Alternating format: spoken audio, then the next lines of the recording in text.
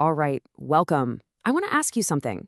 What if the source of all the world's chaos, we're talking war, division, even our own personal anxiety, wasn't really out there at all, but right here, inside our own minds?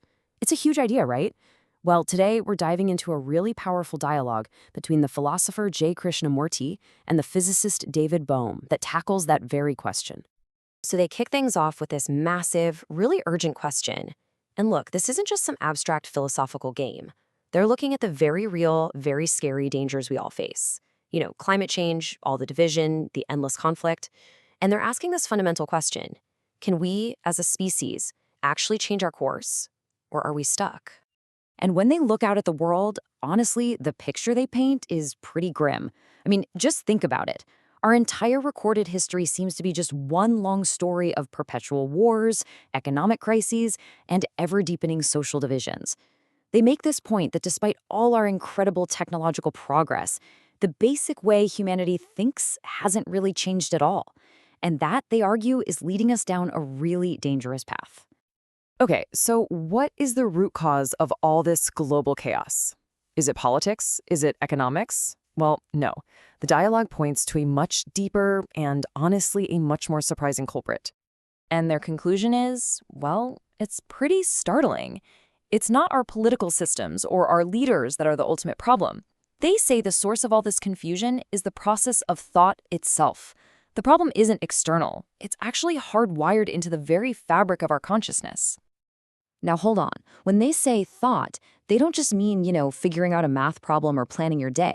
They're talking about the entire program that's constantly running in our brains. It's the whole stream of past experiences, all our accumulated knowledge, every memory, basically the entire content of what we call consciousness. And right here we get to the absolute core of their argument. Think about it. Our knowledge is always limited, right? There's always more to learn. So if knowledge is limited, then our thinking, which is based on that knowledge, must also be limited. And here's the kicker. According to them, anything that's limited, anything that's partial, will inevitably create conflict. It just has to. My limited belief versus your limited belief. Our group versus their group. See? That's the root of it all. Okay, so if our thinking is the problem, can't we just evolve our way out of it? Gradually think ourselves into a better future? Well, the dialogue suggests the answer is a big, surprising no. In fact, they argue that our very concept of psychological evolution is itself a trap. And this is where they throw a major challenge at one of our most deeply held beliefs, this whole idea of psychological progress. You know that little voice that says, "I'll be a better person tomorrow," or "one day I'll be less anxious"? This slide really breaks down a crucial distinction they make. On one hand, you've got physical time. That's real. It's necessary. An acorn needs time to grow into an oak tree. That makes sense. But on the other hand, you have psychological time. And this, they say, is the trap. It's the idea that I am violent now, but I will become nonviolent. Or I'm insecure, but one day I'll be secure. It's an illusion created by thought that just constantly postpones real change to some imaginary future, which of course keeps us stuck exactly where we are. So, this idea that becoming something in the future is a trap? Well, that leads us to an even more radical insight. It forces us to question the very foundation of who we think we are. I mean, listen to this quote. "I question altogether whether we are individuals." Wow, that is a profound challenge, especially in our culture that values the individual so highly. They are fundamentally questioning this core belief that we are all just separate, isolated minds, each operating totally on our own. So if that feeling of being a separate me is just an illusion created by our divisive thoughts, then what's the reality? The argument here is that there's really only one human consciousness. It's an inseparable whole that we all share. We're all plugged into the same network, so to speak. And here's the crucial point. When you strip away all the superficial labels, your name, your job, your nationality, the fundamental ground of our consciousness is the same for everyone. Look at this list. Fear, sorrow, pain, anxiety, loneliness, but also pleasure and hope. These things are common to all of humanity. My suffering isn't fundamentally different from your suffering. It's the same human content. Okay, so if thought is a trap and the separate self is an illusion, what's the alternative? I mean, where do we possibly go from here? So the dialogue proposes this really vital distinction.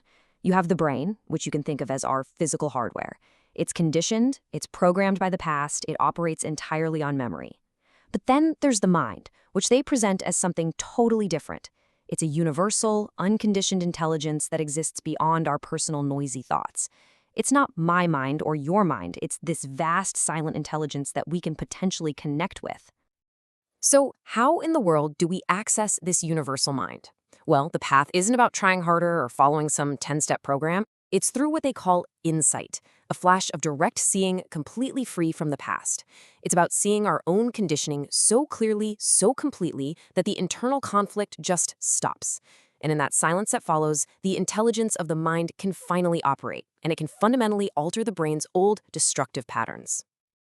So, what does all of this mean for the future of humanity? Well, the conclusion isn't some political plan or a new social system. It's something much, much more radical. It's a fundamental shift in how we perceive ourselves and what our real responsibility is. And this is the key. The real revolution is a perceptual one. It's about seeing that there's no division between you, the observer, and the feeling you are observing. You aren't a separate person who has anger. You are the anger. The moment you see that directly, the whole internal conflict of trying to control it or get rid of it just dissolves. It's gone. And this is why it all matters so much. Letting go of the me, of that feeling of being a separate self, isn't some kind of loss or annihilation. It's the very thing that creates the space for true intelligence and real compassion to operate in the world. When that self isn't there, constantly blocking the view, something new and genuinely intelligent has the room to emerge. And that leaves us with this final, really provocative thought. If you aren't actually separate from the world you observe, if your consciousness is truly part of the whole stream of humanity, then what is your real responsibility right now? The only meaningful action maybe isn't to try and change the world out there. Maybe it's to perceive it and yourself without any division right here in this very moment. What do you think that would change?